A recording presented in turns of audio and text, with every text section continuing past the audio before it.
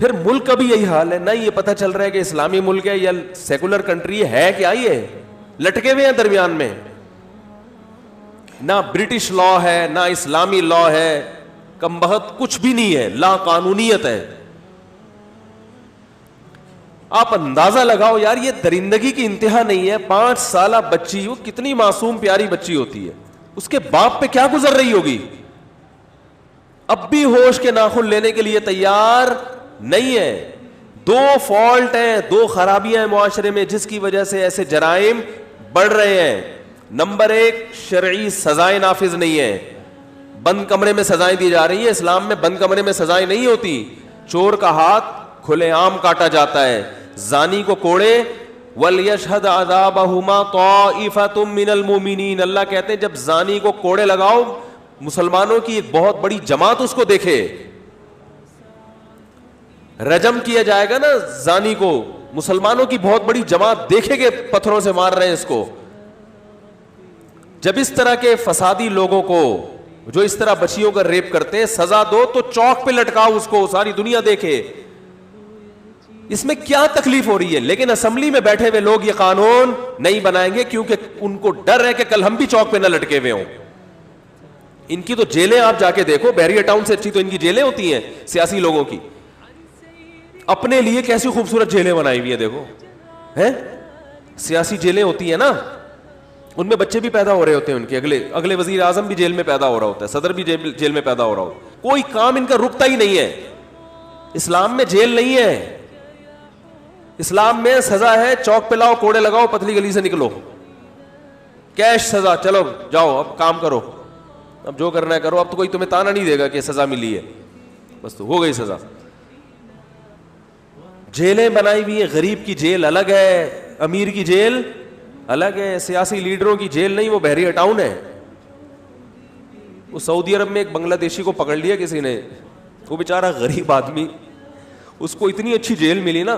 ویسے سعودیہ کی جیلیں ساری اچھی نہیں ہیں, لیکن بعض دفعہ وہ کوئی ایسا مجرم نہیں ہوتا تو بڑی پروٹوکول مل جاتا ہے جیل میں.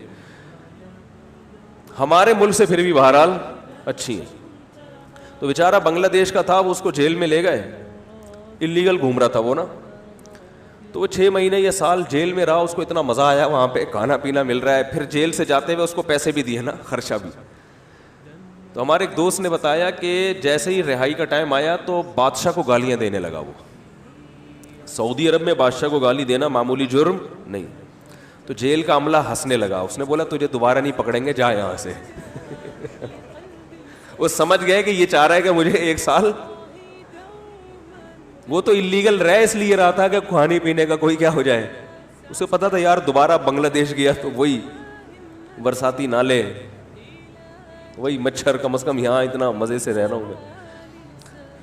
تو خیر سیاسی لیڈروں کی جیلیں الگ ہیں. یہ کیوں ہے؟ قانون انسان بنا رہے ہیں, اللہ کے قانون کو فالو نہیں کیا جا رہا. بے حیائی کی روک تھام, یہ بے حیائی ہے نا. لاہور میں ایک بیچاری خاتون کو زبردستی اٹھا کے لے جایا گیا, بچوں کے سامنے ان کے ساتھ جو کچھ کیا گیا, 5 سالہ بچی کو اٹھا کے مار دیا. یہ درندگی ہے نا, بے حیائی ہے. تو اسلام نے بے حیائی کو روکنے کا جو قانون بنایا ہے وہ ہم سے پوچھ کے نہیں بنا, اور کہا سب کو فالو کرنا پڑے گا. سمجھ میں آئے تو بھی, نہیں سمجھ میں آئے تو بھی.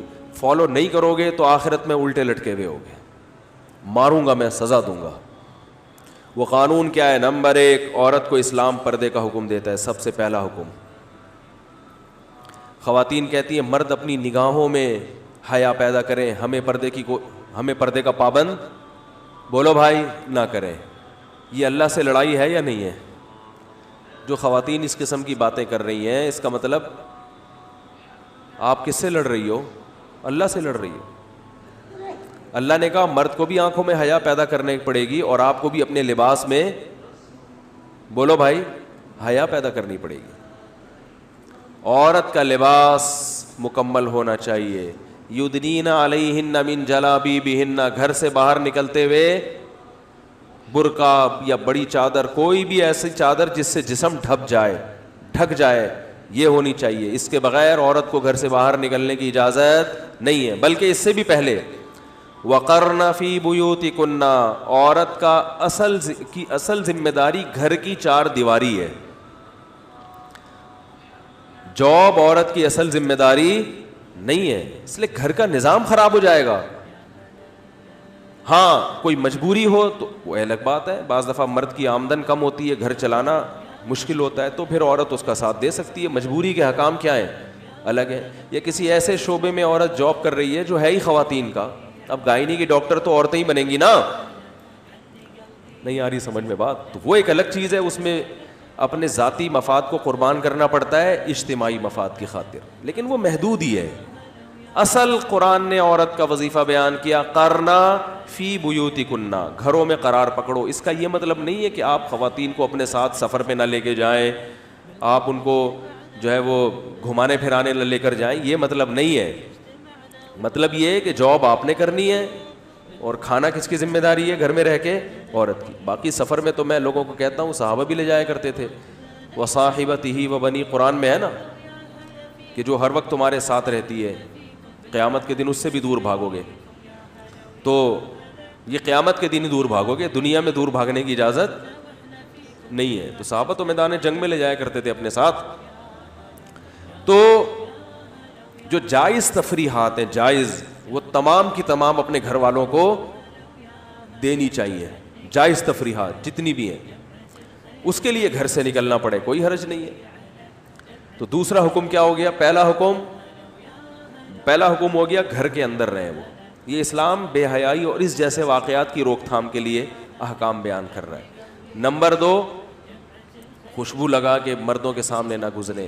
نمبر 3، لباس مکمل ہونا چاہیے. نمبر 4، مرد سے بات کریں تو بلا وجہ اپنی آواز میں نرمی پیدا نہ کریں. اسٹائل کو وہی اسٹائل ہو جو شوہر کے ساتھ بات کرنے کا ہوتا ہے. سمجھ میں آ رہی ہے بات؟ جس طرح اپنے ہسبینڈ سے بات کرتی ہیں اسی طرح سے ہسبینڈ کے کسی فرینڈ سے بات کرنی پڑ جائے تو اسٹائل چینج، بولو نا بھائی، نہیں ہونا چاہیے. وہ زیادہ سخت ہو جائے گا میرا خیال ہے، وہ پھر بدتمیزی والا اسٹائل ہو جائے گا. بس نرم اسٹائل نہ ہو. جس طرح ہسبینڈ سے بات کرتی ہیں اسی طرح بالکل غیر مرد سے، تو وہ پھر وہ تو بدتمیزی میں آ جاتا ہے نا، بدتمیز بننے کی تھوڑی اجازت ہے. تو وہ یہ کہ بس نرمی نہ ہو، جیسے فری ہو جاتی ہیں بلا وجہ.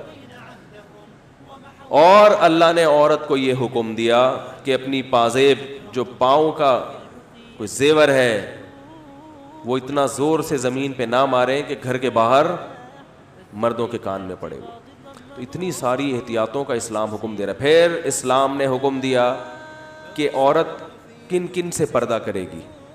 تو اللہ نے بتا دیا کہ تمہارا شوہر، سسر، داماد، بیٹا، بھتیجا، بھانجا، یہ جو بھائی، یہ جو چند رشتہ دار ہیں، ان کے علاوہ ہر مرد تمہارے لیے کیا ہے؟ غیر ہے. اور اس پردے کے سخت احکام سے اللہ نے ان عورتوں کو مستثنا کر دیا جو ایجڈ ہیں. ٹھیک ہے نا، جو ذرا جن کی عمر کیا ہو جاتی ہے؟ زیادہ، ان میں فتنے کا خوف نہیں ہے. اور قرآن نے وہ عمر کیا بیان کی؟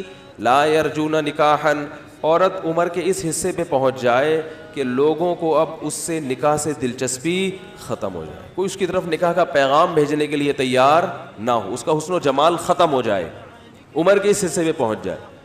اس میں پردے کی کیا ہے؟ آسانی. تو یہ حکم اللہ نے کس کو دیا؟ خواتین کو دیا. مرد کو اللہ نے حکم دیا یغضضن من ابصارہن، کسی عورت کی طرف غلط نگاہ اٹھانے کی اجازت، بولتے کیوں نہیں بھائی؟ نہیں ہے. تمہارے لیے صرف اور صرف کون ہے؟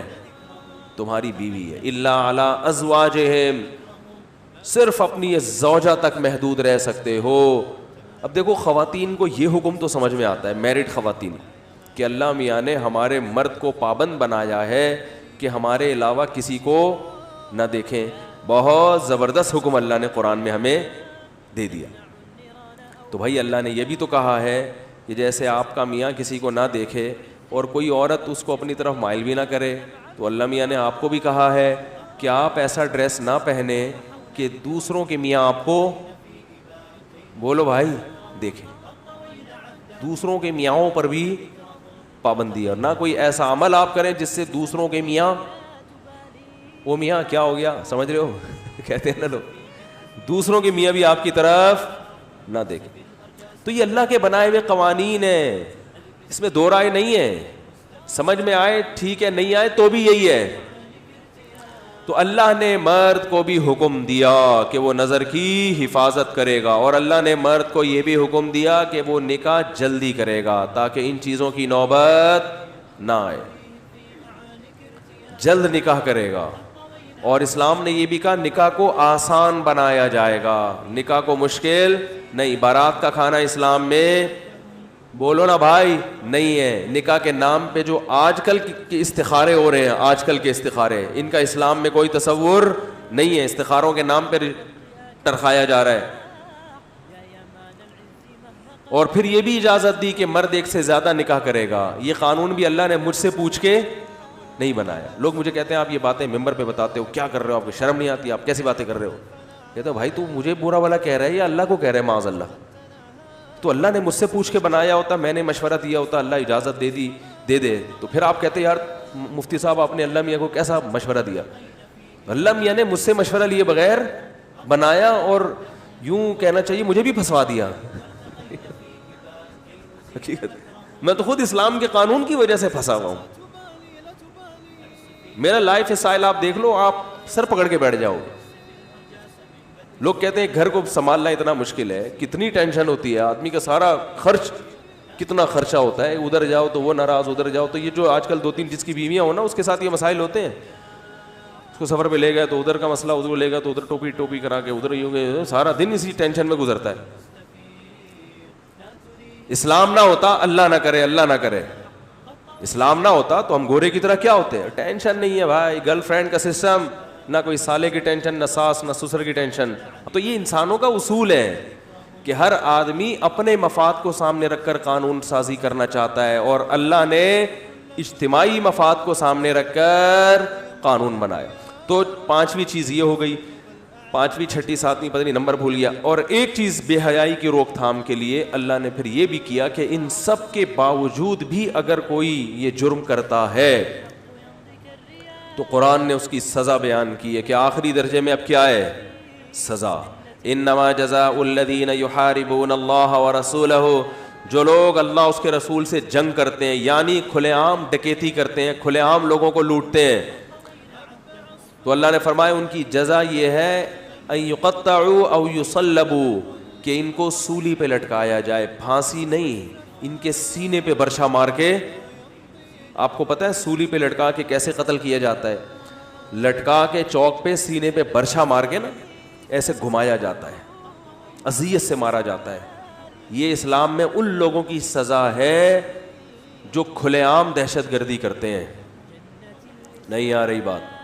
دیکھو کسی نے ذاتی دشمنی میں کسی کو قتل کر دیا تو اسلام کہتا ہے کہ مقتول کے وارثوں کے حوالے قاتل کو کرو, چاہے تو قتل کر دیں, چاہے تو دیت لے کے چھوڑ دیں. یہ اب ان کا ہیڈک ہے, یہ گورنمنٹ کا ہیڈک نہیں ہے. گورنمنٹ کا کام ہے صرف مجرم کو حوالے کرنا. لیکن جو کھلے عام اس طرح کی دہشت گردی کرے گا تو اسلام نے اس کے بارے میں پہلا قانون یہ بنایا کہ یہ حد ہے, اس میں حکومت کو معاف کرنے کی اجازت نہیں ہے. یہ حد ہے, اس میں مقتول کے وارثوں کو معاف کرنے کی اجازت بولو بھائی نہیں ہے. ایسا نہ ہو نرمی میں آ کے وہ معاف کر دے. اللہ نے کہا نا یہ میرا مجرم ہے, یہ اس کا مجرم نہیں ہے, ان کو اجازت نہیں ہے. تیسرا کام, اس کو جو سزا دی جائے گی قتل کیا جائے گا عام طریقے سے نہیں, سینے میں برچھا مار کے قتل کیا جائے گا اس کو. چوتھا, اس کو چوک پہ لٹکایا جائے گا, بند کمرے میں سزا نہیں دی جائے گی. اور اگر اس نے مال بھی چھینا ہے تو ہاتھ پاؤں بھی کاٹے جائیں گے اس کے, دایاں ہاتھ اور بایاں پاؤں, بایاں پاؤں کاٹ کے پھر اس طرح سے لٹکایا جائے گا. اب اگر ہم سے پوچھتا تو ہم کہتے کہ یہ تو بہت سخت سزا ہو گئی, کیا خیال ہے بھائی؟ سب یہی کہتے نا. جیسے کہ ابھی ایک ہمارے سیاسی لیڈر کا بیان آیا ہے کہ کسی نے کہا نا یہ جو ریپ اس طرح کر رہے ہیں ان کو چوک پہ لٹکاؤ, انہوں نے کہا نہیں عمر قید سزا ہونی چاہیے, قتل کرنا یہ زیادہ ہو گیا. وجہ کیا ہے کہ باہر کی دنیا میں اپنا امیج یہ شو کرنا کہ ہم بہت رحم دل ہیں. یہ نہیں دیکھ رہے کہ جس باپ کی بیٹی کو قتل کیا گیا اس کے دل پہ کیسے آرے چل رہے ہوں گے. تو انسان ہے نا, انسان دوسرے انسان کے جذبات نہیں سمجھتا, وہ صرف اپنے بارے میں دیکھتا ہے. تو اس لیے اللہ نے آسمان سے قانون نازل کر دیا, بھائی ایسے دہشت گردوں کو چوک پہ لٹکاؤ, معاف کرنے کا رائٹ نہیں ہے. تو بھائی ایک فیصلہ کر لو انفرادی طور پر بھی اور اجتماعی طور پر بھی کہ آپ مسلمان ہو یا غیر مسلم ہو. مسلمان ہو تو پھر پورے ادھر آ جاؤ, غیر مسلم ہو تو پھر پورے ادھر چلے جاؤ. یہ جو بیچ میں لٹکے ہوئے ہیں, ہمارے ملک کا بھی یہی حساب کتاب ہے. پتہ ہی نہیں چل رہا کہ ہم ایک اسلامی کنٹری ہیں یا کیا ہے, غیر اسلامی کنٹری, پتہ ہی نہیں چل رہا یہ ہو کیا رہا ہے. تو اچھا ایسا سفر جس میں لمبا سفر ہو, خطرہ ہو, نبی صلی اللہ علیہ وسلم نے عورت کو محرم کے بغیر سفر کرنے کی اجازت نہیں دی. یہ بھی ایک بے حیائی کے روک تھام کے لیے کہ ایسا خطرناک سفر جس میں فتنے کا اندیشہ ہو, تو آپ صلی اللہ علیہ وسلم نے اس میں عورت کو مرد کے بغیر سفر کی اجازت نہیں دی. حج میں جاتے ہیں نا, محرم کی شرط ہے نا کہ بھئی 40 دن وہاں رہے گی, اکیلی نہیں رہ سکتی, مرد کا ہونا ضروری ہے اس میں. تو یہ سب بے حیائی کی روک تھام کے لیے. تو بھائی کچھ مطالبہ کرو فیس بک پہ, یوٹیوب پہ, سوشل میڈیا پہ, گورنمنٹ سے مطالبہ کرو بھائی کو ایجوکیشن سسٹم کو ختم کرو, بے حیائی کو ختم کرو. یہ چیزیں لوگوں کو درندہ بنا رہی ہے. انٹرنیٹ پر فحش ویب سائٹس پہ پابندی لگاؤ, میڈیا سے بے حیائی کو ختم کرو, اور پھر ایسے مجرموں کو عبرتناک سزا دو, وہ سزا جو قرآن و سنت نے بیان کی ہے. کرتے ہیں تو انشاءاللہ خیر کی طرف آپ کا سفر شروع ہو جائے گا, نہیں کرتے تو یاد رکھو اگلی نسل میں پھر یہ امیدیں چھوڑ دو کہ یہاں خواتین کی عزتیں محفوظ ہوں گی. اللہ نہ کرے آج یہ حالات ہیں, کل اس سے زیادہ حالات خراب ہوں گے. اللہ تعالیٰ اس دن کے آنے سے پہلے ہمیں سدھرنے کی توفیق عطا فرمائے. وما علینا الا البلاغ.